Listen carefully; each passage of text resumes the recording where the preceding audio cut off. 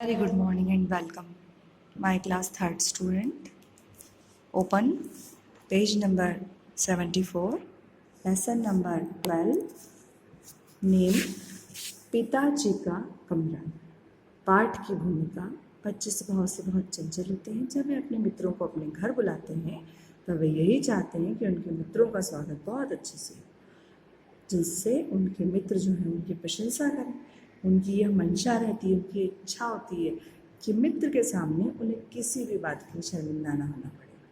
प्रस्तुत पाठ में एक राजम नाम के जो बच्चा है उसकी कहानी है, और स्वामीनाथन जो उसका दोस्त है, स्वामीनाथन और राजन, इन दोनों की कहानी प्रस्तुत पाठ में दी हुई है।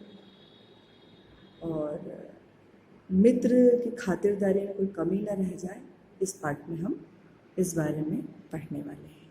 चलिए स्टार्ट करते हैं। आज शनिवार है और राजम ने शाम को घर आने का वादा किया है। स्वामीनाथन उत्साह से भरा हुआ घर में यहाँ वहाँ टहल रहा है, लेकिन उसे चिंता भी है, राजम का स्वागत कहाँ किया जाए, उसे कहाँ बैठाया जाए, उसका अपना कमरा ठीक रहेगा।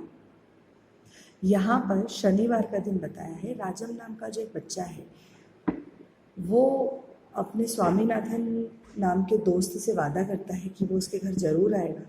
अब स्वामीनाथन जो है वो राजम के आने का इंतज़ार कर रहा है, और फिर स्वामीनाथन को यह सोचकर राहत मिली कि उस समय तो पिताजी अदालत में रहेंगे। अगर मैं अपने पिताजी का कमरा ले लूँ तो कैसा रहेगा। वो इसी उधेड़बुन में लगा है। स्वामीनाथन ने अपना कमरा साफ किया, अपनी मेज को भी साफ करा, उस पर किताबें भी ठीक से रख दी। उसके पिता ने जब कमरा देखा तो वो चकित रह गए, मतलब उनको बहुत आश्चर्य हुआ। लेकिन स्वामीनाथन को अभी भी अपना कमरा राजम अपने मित्र को बिठाने के लायक जज नहीं रहा था, है ना। उसकी इच्छा अभी भी नहीं हो रही थी कि उसके खुद के कमरे में राजम को बिठाया जाए। स्वामीनाथन के मन में यही बात घूम रही थी कि अपने मित्र को अच्छी जगह बिठाना चाहिए और कुछ अच्छी चीज़ें खाने के लिए देना चाहिए। वह अपनी माँ के पास गया। वे उस समय मटर लिए बैठी थी। माँ, आज शाम को नाश्ते में क्या बना रही हो? शाम अभी दूर है, सोचूंगी, माँ ने उत्तर दिया। कोई अच्छी चीज़ बना दीजिए ना, मीठी स्वादिष्ट। शाम को राजम आ रहा है, वैसी कॉफ़ी मत बनाइएगा जैसे आप मुझे हमेशा पिलाती हैं, बहुत अच्छी और गर्म होना चाहिए, ऐसा राजम ने अपनी माँ से कहा। अच्छा बाबा, जैसा तुम कहोगे वैसा ही करूँगी, माँ ने हंसते हुए उत्तर दिया। माँ, क्या आप पिताजी से कहकर उनका कमरा 1 या 2 घंटे के लिए मुझे दिला सकती हैं? स्वामीनाथन ने माँ के गले में बाहें डालते हुए पूछा। तुम खुद ही क्यों नहीं पूछ लेते, माँ ने जवाब दिया।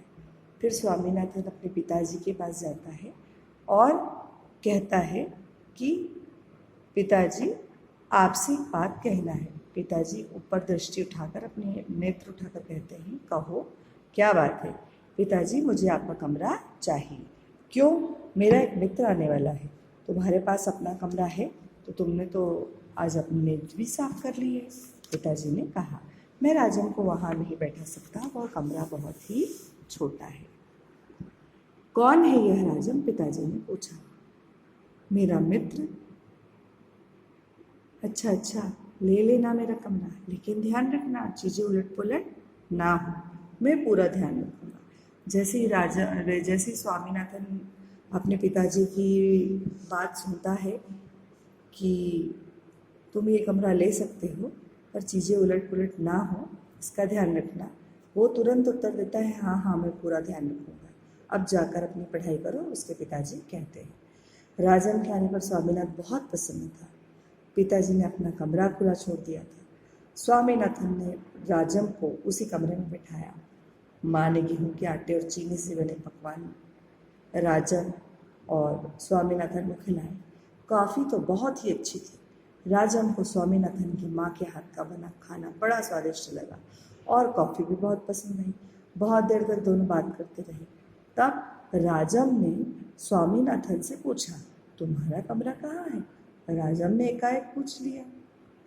स्वामीनाथन ने कहा, यह मेरा ही कमरा है। क्यों? राजम ने मेज पर रखी कानून की पुस्तकों पर निगाह दौड़ाते हुए पूछा।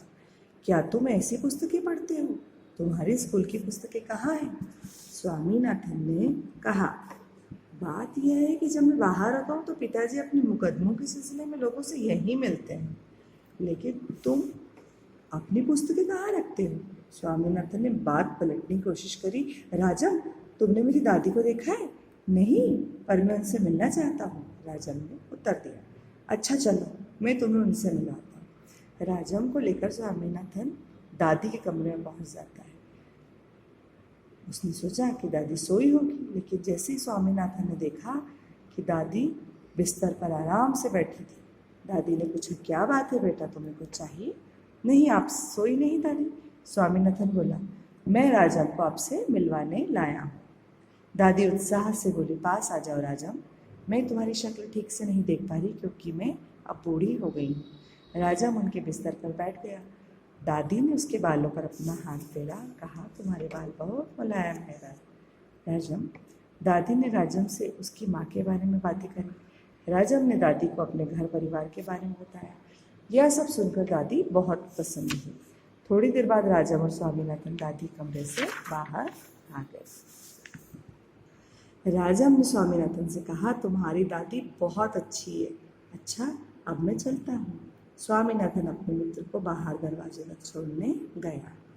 स्टूडेंट्स, तो यहाँ पर हमने दो मित्र स्वामीनाथन और राजम दोनों की सुंदर कहानी पढ़ी, जिसका शीर्षक था पिताजी का कमरा। आई होप आप सभी को ये कहानी बहुत पसंद आई होगी। Thank you.